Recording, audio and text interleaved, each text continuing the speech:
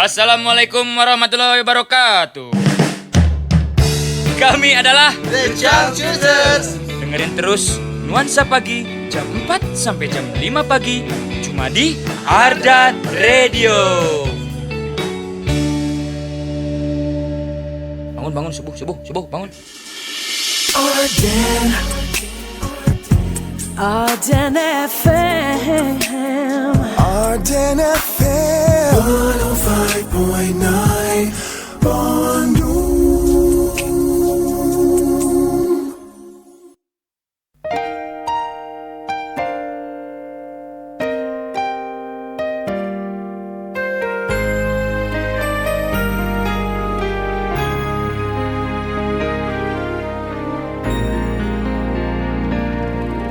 Sinar mentari kian memudar, lembayung senja pun makin merona, membias indah ke wajah rembulan yang malu-malu menyapa sang malam. Untayan bintang berkelip penerang menghias angkasa yang gurita. Coba arungi malam.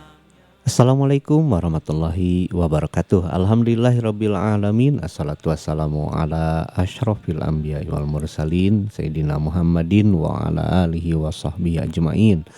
Asyhadu an la ilaha illallah wa asyhadu anna Muhammadan abduhu wa rasuluh. Amma ba'd. Insan muda, pagi ini hari apa ya sekarang teh? Hari Rabu tanggal 13 Mei 2026. Kayak menemani kamu dalam Nuansa Pagi hanya di 105,9 Ardan FM. Kita lanjutkan kembali bahasan perjalanan kehidupan Nabi Muhammad SAW melalui kata-kata Syekh Sofiyur Rahman Al-Mubarakfuri ya.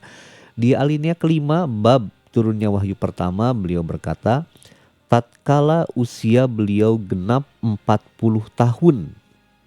40 tahun insan muda ya. Beliau genap umur 40 tahun itu tanggal 12 Rabiul Awal. Gitu. 12 Rabiul Awal, genap 10 tahun.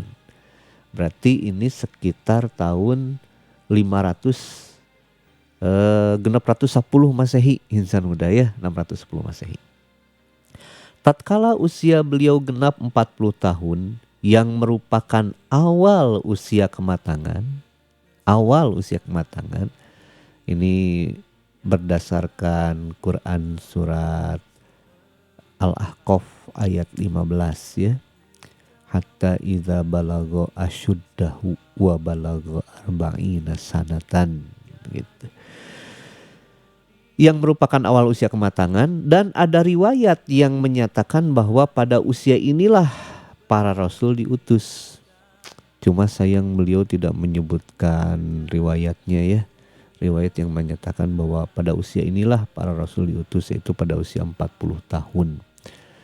Saya sering nggak ingat insan muda ya riwayatnya yang mana gitu, nggak ingat insan muda. Tapi kata beliau ada riwayat yang menyatakan bahwa pada usia inilah para rasul diutus, yaitu umur 40 tahun. Walaupun udah kita jelaskan ada juga rasul yang diutus tidak pada usia 40 tahun ya. Di antaranya Nabi Adam alaihissalam, Nabi Nuh alaihissalam, Nabi Yahya alaihissalam, Nabi Isa alaihissalam. Beliau tidak diutus pada usia 40 tahun. Oke, lanjut ya. Pada usia inilah para rasul diutus, tanda-tanda nubuah atau kenabian sudah tampak dan mengemuka. Jadi pada usia 40 tahun ini Nabi mulai mengalami atau ada tanda-tanda kenabian pada Rasulullah Muhammad SAW. Beliau belum jadi Rasul tapi tanda-tanda itu sudah muncul. Ya, nah, inikah tanda-tandanya? Oh, itu lagu ya. Inikah tanda-tandanya kenabian, nah, gitu ya. Apa saja itu? Nah, beliau kemudian di sini merinci beberapa hal ya sebagai tanda kenabian. Di antaranya adanya sebuah batu di Mekah yang mengucapkan salam kepada beliau. Ada batu bisa ngomong, insan udah. Ngomongnya apa? Assalamualaikum. Ya, bisa lah buat Allah mah gampang ya yang kayak gitu. Gampang, insan nyiptain langit bumi aja. Buat Allah mah nggak ada kesulitan sama sekali ya. Nyiptain manusia yang demikian rumit itu nggak ada kesulitan sama sekali. Waktu saya sekolah mah dulu ya di SMA itu, guru biologi bilang itu yang namanya struktur mitokondria itu lebih rumit daripada satu kota Bandung katanya. Ya, jadi rumitnya mitokondria sama rumitnya kota Bandung itu lebih rumit mitokondria katanya. Mitokondria tuh itu ya yang ada di dalam tubuh kita insan muda. Itu tuh kecil gitu ya, tapi lebih rumit dari kota Bandung. Gitu tuh. Bisa gitu ya, ma kuasa Allah dan itu nggak susah buat Allah membuat yang kayak gitu. Ya apalagi cuma buat batu bisa ngomong ya gampang-gampang aja insan muda. Gampang-gampang aja itu mah. Bukan perkara yang luar biasa dari sisi Allah gitu ya, dari sudut pandang Allah itu bukanlah sesuatu yang luar biasa. Tapi dari sudut pandang manusia semua yang dilakukan Allah itu sebetulnya luar biasa. Gak ada yang gak luar biasa sebetulnya mah. Termasuk Allah buat daun di pohon itu kan luar biasa sebetulnya mah. Kita sebagai manusia nggak bisa insan muda buatnya. Itu ya Allah buat semut sebetulnya itu luar biasa karena sebagai manusia kita nggak bisa buatnya insan muda. Kayak gitu. Dari sudut pandang kita mah sebetulnya semua yang Allah perbuat itu luar biasa sebetulnya mah. Yang kita butuhkan untuk bisa melihat seperti itu adalah sebentar merenung insan muda. Makanya kata para ulama merenung sesaat itu lebih baik daripada ibadah sunnah selama 1 tahun. Karena dengan merenung, dengan berpikir kita kenal insan muda sama Allah. Dan gak ada pencapaian yang lebih tinggi daripada kenal sama Allah. Gak ada insan muda. Ya. Pencapaian tertinggi itu ma'rifatullah. Dan ilmu tertinggi itu ma'rifatullah. Seperti itu. Dan itu bisa dicapai lewat apa? Merenung. Itu ya, berpikir. Gitu insan muda. Maka silakan pada berpikir. Itu satu ya, salah satu tanda dari kenabian itu adalah batu bisa ngomong. Ini udah kita bahas pas hari Senin ya, udah kita bahas. Kemudian di sini Syekh Mubarak Furi melanjutkan, di antaranya adanya sebuah batu di Mekah yang mengucapkan salam kepada beliau, terjadinya ru'yah shadiqah, mimpi yang benar yang datang berupa fajar subuh yang menyingsing. Ya. Sebenarnya berupa di sini lebih tepat diartikan seperti, ya, seperti terjadinya ru'yah shadiqah, mimpi yang benar yang datang seperti fajar subuh yang menyingsing. Menyingsing nggak pakai R insan muda. Ya, menyingsing nggak pakai R gitu. Kalau pakai R bahaya ini ya. Menggilakan itu ya.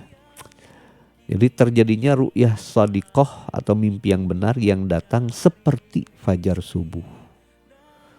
Jadi Nabi bukan mimpi fajar subuh. Kalau berupa mah yang beliau mimpikan tuh fajar subuh gitu ya. Nabi mimpi fajar subuh gitu ya. Enggak gitu.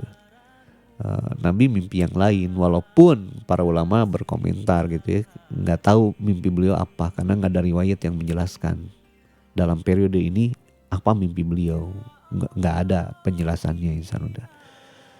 Tapi mimpi beliau itu seperti fajar subuh, artinya apa? Jelas. Ru'yah as-shadiqah ini jelas insan muda. Jelas latar belakangnya, jelas latar waktunya, jelas tokoh-tokoh yang hadir dalam mimpi itu, jelas obrolannya insan muda. Itu ya, jelas mimpinya itu seperti fajar subuh.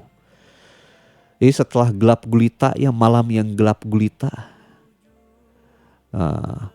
tiba-tiba muncul cahaya fajar shadiq. Jadi terang insan muda. Ya, terang terus. Itu ya. Jadi terang. Karena yang namanya gelap itu bisa langsung lenyap dengan cahaya yang lemah sekalipun. itu kegelapan. Karena kegelapan itu sebetulnya poek. Ya. Jadi kegelapan itu hanya dengan cahaya yang lemah saja itu bisa hilang, bisa binasa. Begitu juga kebatilan. Ya, kebatilan. Ketika muncul kebenaran, kebatilan itu muriang, udah. Dia langsung sakit dan binasa. Gitu. Jadi yang namanya gelap itu lemah sekali. Yang namanya kebatilan itu lemah sekali. Lalu kenapa gitu di suatu zaman kebatilan bisa berkuasa atas kebenaran? Itu karena kebenarannya lebih lemah daripada kebatilan. Gitu. Ya. Jadi dikatakan bahwa yang namanya kebatilan itu seperti sarang laba-laba, lemah, ditoel hancur. Cuma masalahnya dalam beberapa periode waktu kebenaran itu lebih lemah daripada sarang laba-laba. Karena Nabi mengumpamakan kebenaran yang lemah itu seperti buih di lautan. Buih di lautan mah hancur itu nggak usah dipegang, nggak usah disentuh, tingalikeun weh. Sok kurang tingalikeun, peletuk, belah, pecah tuh udah. Berarti benar ya. Kebenarannya lebih lemah daripada kebatilan. Kebatilannya seperti sarang laba-laba, kebenarannya seperti buih di lautan. Sarang laba-laba mah hancur teh kalau disentuh. Yang namanya buih mah cukup dipelongkeun insan udah bisa hancur gitu ya. Nah, jadi beliau mengalami mimpi yang benar. Karena mimpi itu kan ada 3 insan muda. Kayak balon udah pecah 2 ya jadi 3. Kan balonku mah ada 5 insan muda ya pecah 2 jadi 3. Ya pecah 2 jadi 3. Nah mimpi itu kebagi menjadi 3 gitu. Apa saja? 1 mimpi yang berasal dari Allah. 2 mimpi yang berasal dari setan. 3 mimpi yang berasal dari diri sendiri gitu tuh. Kalau mimpi yang berasal dari diri sendiri itu adalah keinginan-keinginan yang tidak kesampaian gitu. Keinginan-keinginan kita yang tidak terwujud. Ya, tidak terwujud insan udah keinginan kita tuh. Nah, kalau menurut teorinya Freud mah nanti keinginan-keinginan sadar yang tidak terwujud itu direpresi, ditekan ke alam bawah sadar. Gitu tuh. Dan tetap sih mimpi yang tidak keinginan yang tidak terwujud ini minta untuk dipenuhi. Maka dia pergi ke alam bawah sadar dan minta untuk dipenuhi di alam bawah sadar. Gitu tuh. Maka mimpi ini kemudian keinginan ini muncul dalam bentuk mimpi. Ya, muncul dalam bentuk mimpi. Gitu. Ini adalah keinginan-keinginan yang tidak terwujud gitu, atau menunggu untuk diwujudkan di masa depan. Maka dia akan masuk ke alam bawah sadar, berubah menjadi mimpi. Nah, sok coba ingat-ingat insan udah ya. Kita pernah pengen apa, nggak terwujud, datang di mimpi gitu tuh. Tapi memang kadang-kadang mimpi itu bentuknya nggak vulgar seperti keinginan kita, tapi dalam bentuk kode-kode gitu tuh, ya. Bentuk kode-kode, ya. Seperti itu. Nggak harus pengen makan, mimpinya mimpi makan, tapi yang melambangkan makan gitu. Bisa seperti itu insan udah, ya. Yang melambangkan makan gitu. Ya sekarang teh subuh teh jam berapa ya? 4.32 gitu kalau nggak salah mah. Nah, sekarang teh lagi turun gitu ya ininya teh. Oh masih 4.33 insan muda. Masih 4.33 ya. Oke, kita lanjutkan kembali. Jadi itu mimpi dari diri sendiri gitu. Yang kedua mimpi dari setan. Mimpi dari setan itu tujuannya ngeganggu kita insan muda. Dan ini salah satu pelajaran penting bahwa setan itu gak pernah berhenti bertugas. Setan itu tidak pernah berhenti bertugas. Jadi 24 jam kerja. Buktinya apa? Kita mah tidur, setan mah tetap ngagoda insan muda. Masuk ke dalam mimpi kita. Bisa seperti itu, ya. Bisa seperti itu insan muda. Jadi di antara mimpi-mimpi yang kita alami itu ada mimpi dari setan.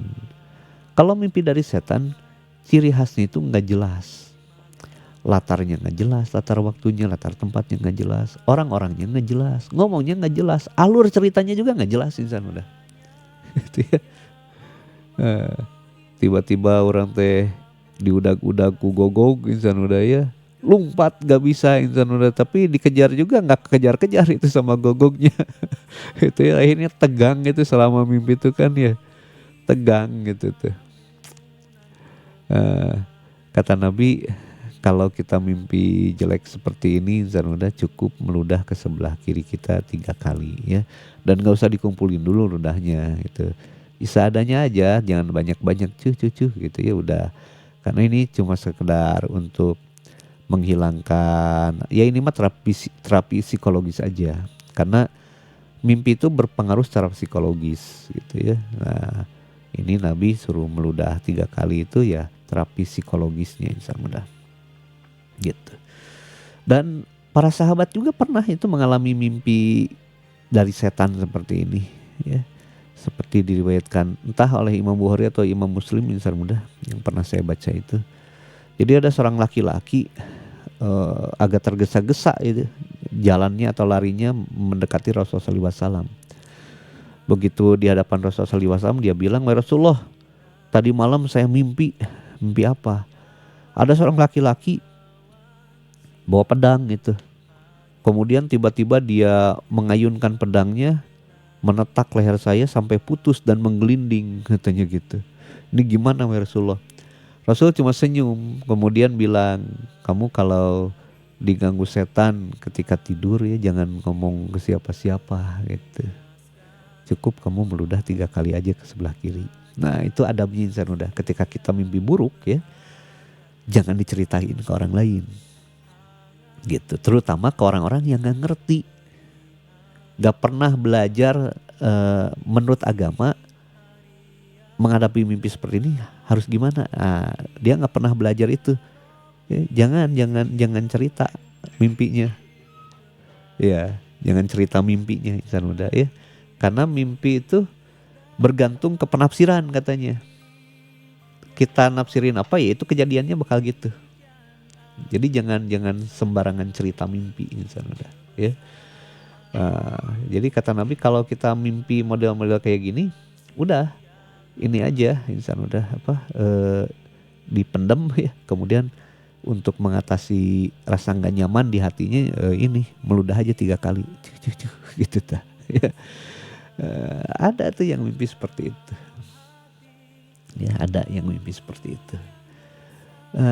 Yang ketiga insan udah, mimpi itu ada mimpi dari Allah.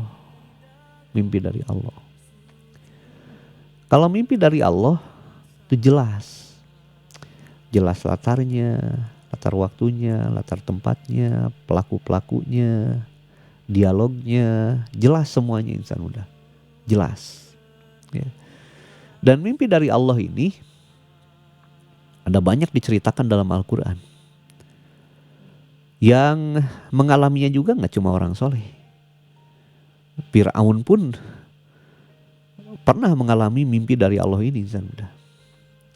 Di dalam Quran itu ada kisah mimpi Fir'aun, walaupun belum bisa disebut Fir'aun ya, karena ini belum zaman pertengahan. Karena Raja Mesir disebut Fir'aun itu setelah masuk ke zaman pertengahan, itu zaman Nabi Musa alaihissalam. Sebelum zaman Nabi Musa alaihissalam, termasuk zaman Nabi Ibrahim, zaman Nabi Yusuf, Raja Mesir itu belum disebut Fir'aun, masih disebutnya ya raja aja gitu tuh. Ya, belum disebut Fir'aun. Nah ini zaman Nabi Yusuf alaihissalam. Nah Fir'aun dalam tanda petik ya, biar memudahkan aja, Fir'aun pada zaman Nabi Yusuf itu mimpi melihat 7 ekor sapi yang gemuk-gemuk dimakan sama 7 ekor sapi yang kurus-kurus insan muda. Gitu ya. Kemudian 7 tangkai gandum yang bagus-bagus digantikan oleh 7 tangkai gandum yang jelek-jelek. Ini yang mimpi Fir'aun insan udah. Ya, tapi ini mimpinya dari Allah. Dia kemudian kumpulin para pejabat, ya, nanya, saya mimpi begini, apa tafsirnya? Kata para pejabat, wah itu mah cuma sekedar mimpi, baginda itu mah bunga tidur, anggosu ahlam. Itu ya, itu hanya bunga tidur gitu tuh, hanya bunga tidur. Jadi bukan apa-apa. Nah, raja atau Fir'aun itu nggak puas disebut gitu doang, ya dia pengen penafsiran gitu tuh.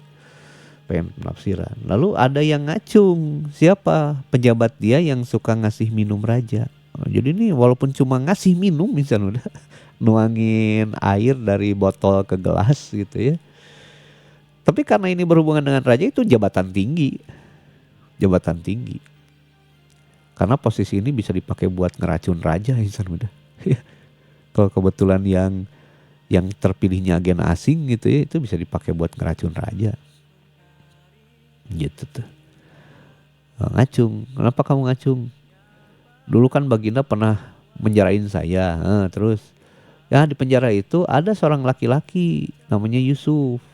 Dia pintar nafsirin mimpi. Sebetulnya sebelum saya keluar dari penjara, saya pernah bermimpi, ya sehari sebelum dibebasin saya bermimpi, gitu tuh, dan ditafsirkan oleh Yusuf dan benar bahwa saya bebas. Wah, esok aku tanya kata sang raja, tanya ke Yusuf, ini mimpi saya ini artinya apa? Maka ada orang yang dikirim ke Nabi Yusuf alaihissalam gitu ya, untuk menafsirkan mimpi sang raja. Maka Nabi Yusuf alaihissalam menafsirkan itu dalam penjara, bahwa tafsir mimpi sang raja artinya adalah kerajaan Mesir ini akan mengalami masa-masa kemakmuran selama 7 tahun. Masa-masa kemakmuran selama 7 tahun. Tapi setelah itu akan tiba masa-masa kemarau berkepanjangan selama 7 tahun. Gitu. Dilaporkanlah ke raja tafsiran ini. Nah ini masuk akal nih katanya gitu ya. Jawabannya bisa diterima nih. Gimana solusinya? Udahlah panggil Yusuf ke dia. Dipanggil lah Nabi Yusuf, insan udah bebas dari penjara ya. Dan berita selanjutnya sudah kita ketahui gitu insan udah ya. Nah itu Raja Mesir Fir'aun insan udah mimpi dari Allah. Jadi mimpi dari Allah itu gak harus orang soleh. Gak harus ya. Gak harus orang soleh insan udah. Orang salah juga bisa aja gitu ya. Bisa gitu. Bisa bermimpi dari Allah. Mimpi yang benar.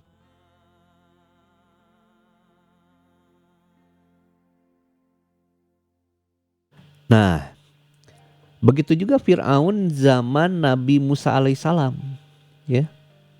Fir'aun zaman Nabi Musa alaihissalam, itu kan bermimpinya itu melihat ada bola api di langit insan muda.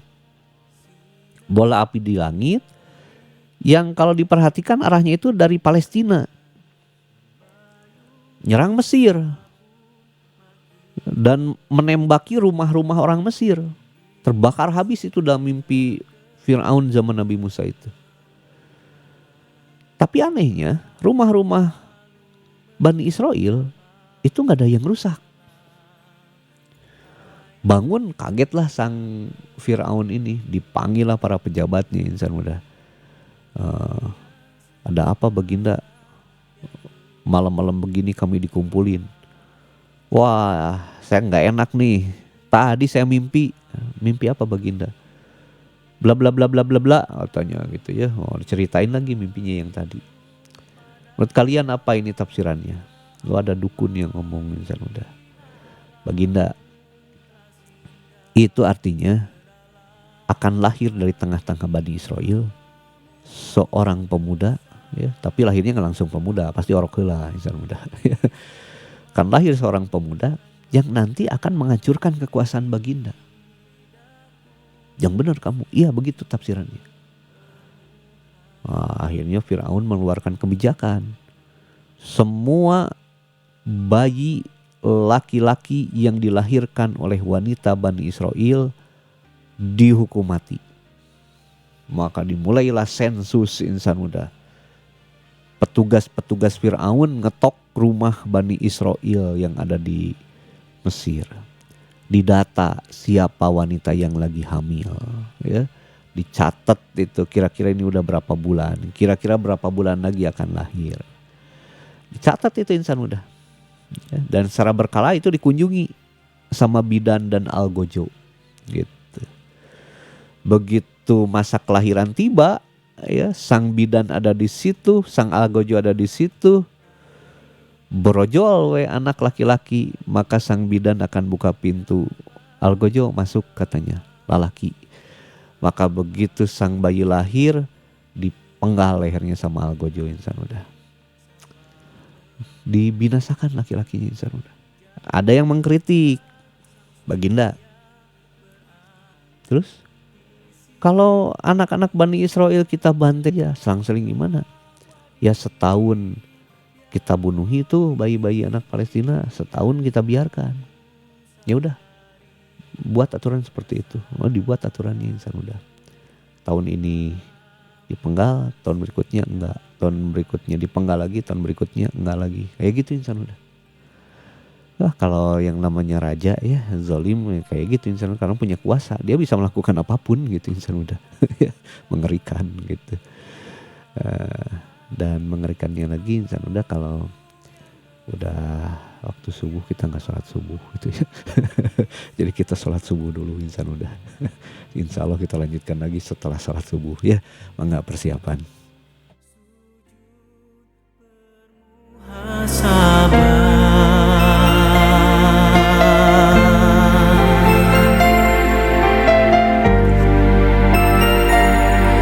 Sujud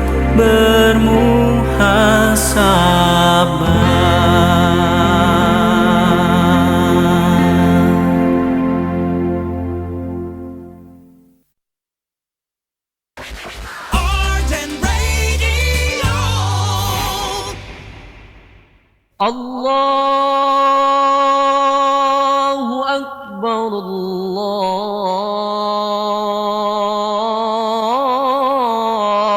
Akbar, Allahu Akbar, Allahu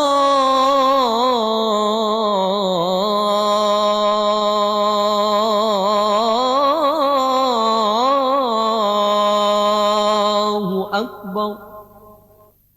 أشهد أن لا إله إلا الله.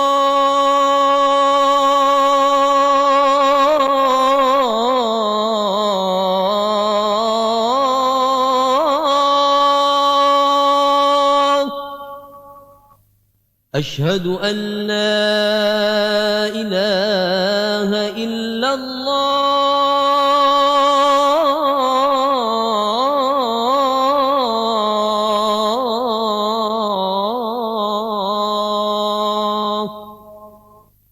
أشهد أن محمد رسول الله.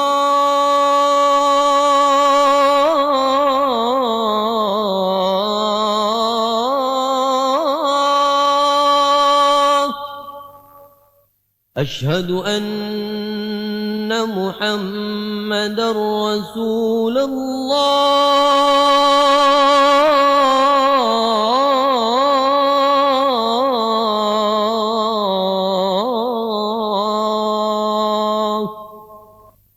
حي على الصلاة.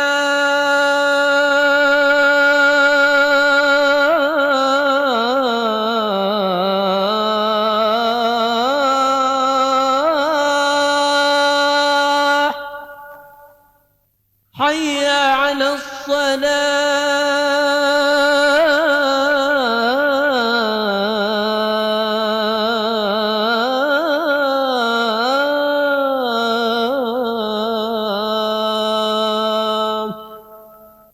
حي على الفلاح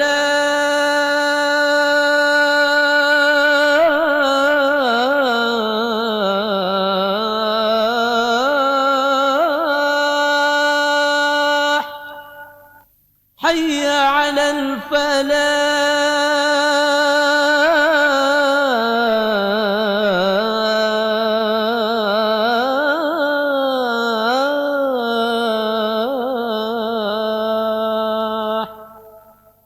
الصلاة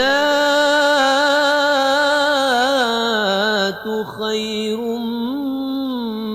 من النوم الصلاة خير من النوم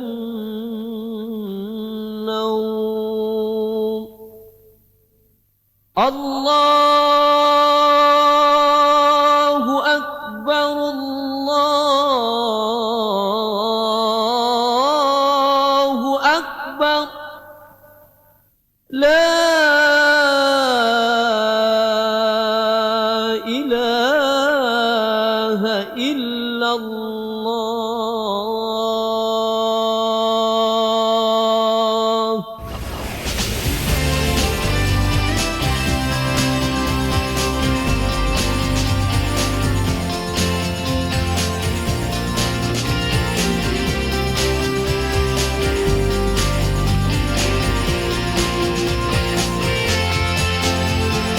Arden Radio.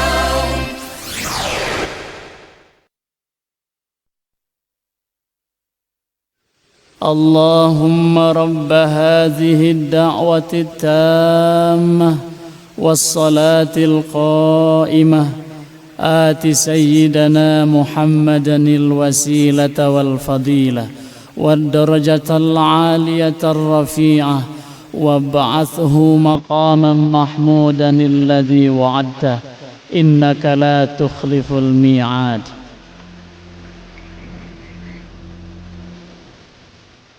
Ya Allah, Zat pemilik panggilan sempurna ini dan salat yang didirikan, berikanlah al-wasilah kepada Nabi Muhammad sallallahu alaihi wasallam, juga keutamaan dan kedudukan yang tinggi lagi mulia.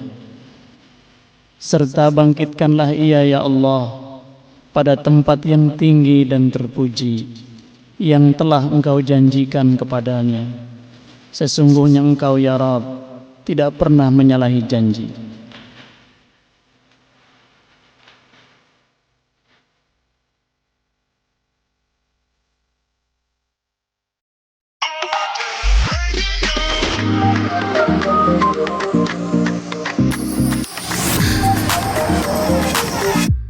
Stay cool and lovely.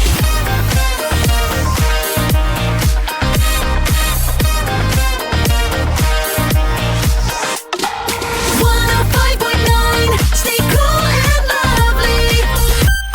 Ardan Radio.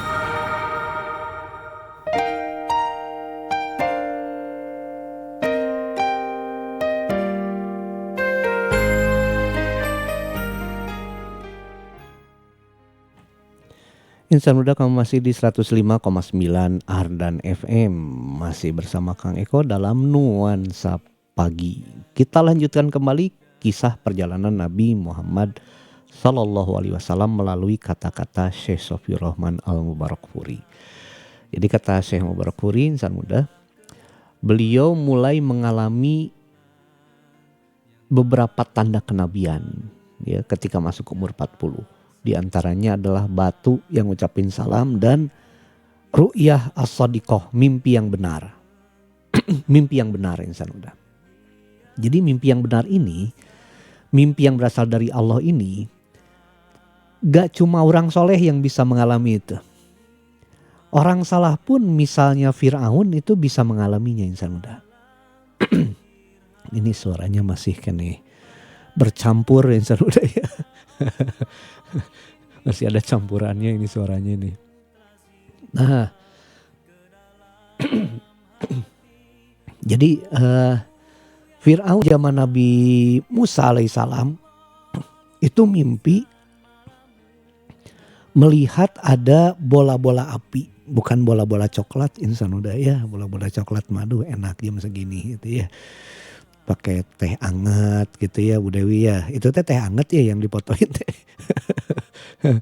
Nah, teh anget, tehnya nggak usah pakai gula ya.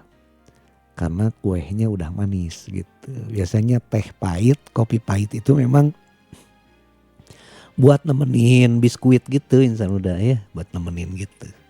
Jadi dicelupin gitu ya ke teh pahit atau kopi pahit. Jadi manisnya di situ.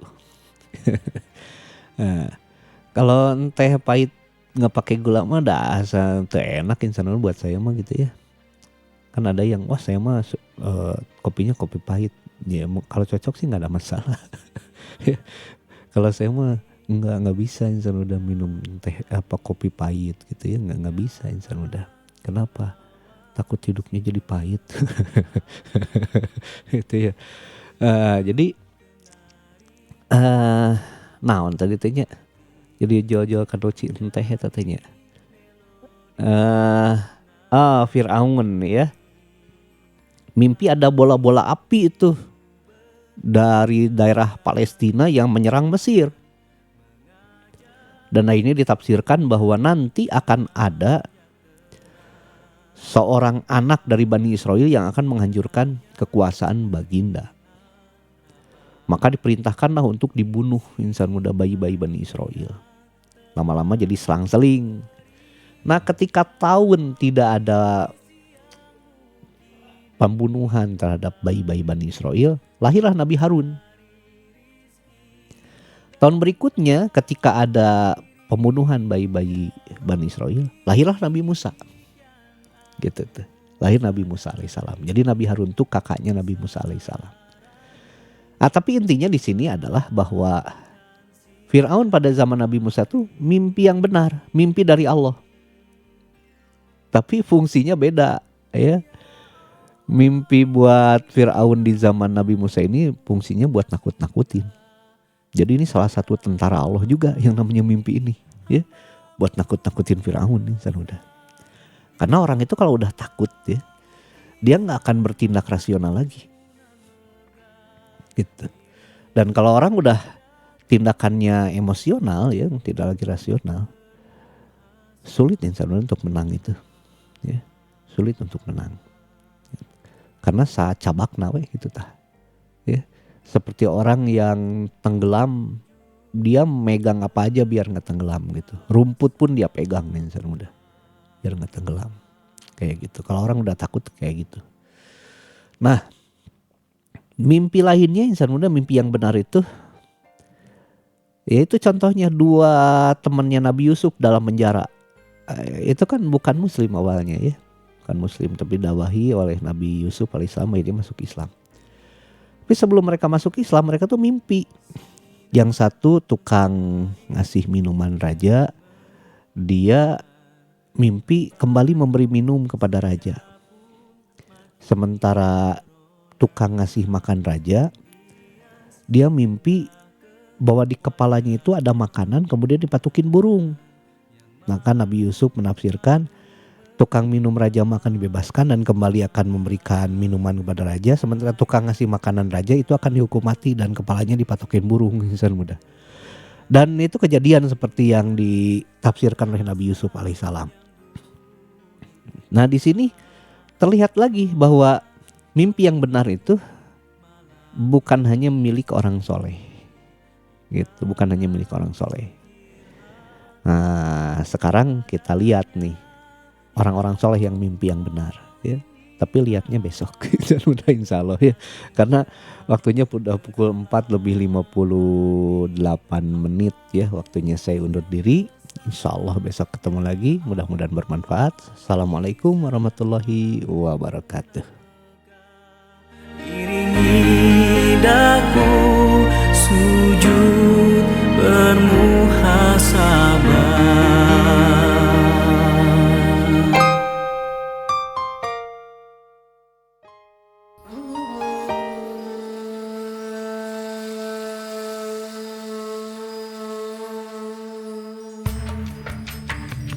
Insan muda, baru aja kamu dengerin Nuansa Pagi. Moga-moga semuanya bisa bermanfaat buat kamu semua. Jangan lupa dengerin terus Nuansa Pagi setiap hari Senin sampai Sabtu dari jam 4 sampai jam 5 pagi. Cuma di 1059 Ardan Bandung FM. Wassalamualaikum warahmatullahi wabarakatuh.